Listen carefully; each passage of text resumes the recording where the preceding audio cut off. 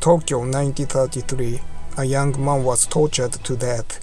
It was in a police station. Why was he killed by the authorities? Let's take a look at his life. His name was Takiji. He was a very bright, well-spoken boy who loves his mother. He lived in a town called Otaru. His family was poor. He worked in a bakery from a young age. He also studied hard and he could enter the local college. But he didn't study much at the college. Instead, he devoted his time to literature and art, drawing pictures, publishing magazines, making plays, and so on. Most of them were about the local people in Otaru. He loved the town and its people. One day Takiji was walking along the port of Otaru. There were rows of dirty cabins, and there were many tired workers. Strangely enough, they were surrounded by fences. They were forced to work. The reasons for this varied from that to human trafficking. Most of their wages were spent rent and utilities and very little left in their hands, so they were forced to work until they died. Takiji was shocked to know this. He wanted to do something to change this situation, but as a young man, he couldn't do anything. He realized how powerless he was.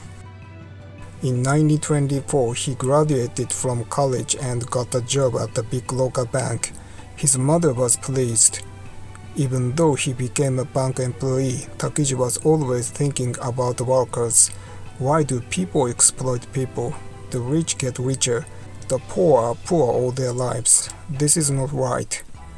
At that time, Japan had a thriving labor movement.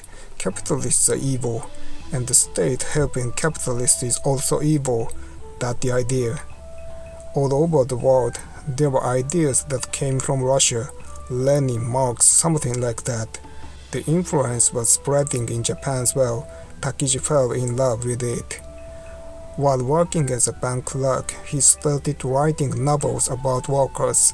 He always loved to read and was good at writing from an early age. His works attracted a lot of attention. His novel, The Crab Cannery Ship, became popular. This novel is about a crab fishing boat, where workers are overworked and poor conditions. Capitalists and the government were denied in this novel. That's why it was banned to publish. Takiji was fired from the bank because of it. Takiji moved from Otaru to Tokyo. He started working with the Japanese Communist Party. The Communist Party also aimed to overthrow the structure. Takiji became a leader among his friends, a group of proletarian literature. He gave lectures and worked around the country. In his spare time, he published his works. But during his activities, he was arrested by the police. For criticizing the state authorities, he spent about 6 months in jail. The experience motivated him even more. He was arrested and released several times. Finally, he joined the Communist Party. After years of persecution, he was prepared to die. He built his own grave in Otaru during this period. Takiji was determined to fight to the end. Tokyo, February 20, 1933. Takiji is arrested by the police again. The next day, Takiji's family received the news of his death. He was only 29 years old. The police announced the cause of death as a heart attack. The dead body was moved to his home in Tokyo. There were many unnatural wounds and swellings on his body. No doubt he had been tortured and killed during his detention. This incident was not a long time ago. It was only about 9 years ago. Freedom of speech and expression were allowed even then, but in reality, there were many taboos.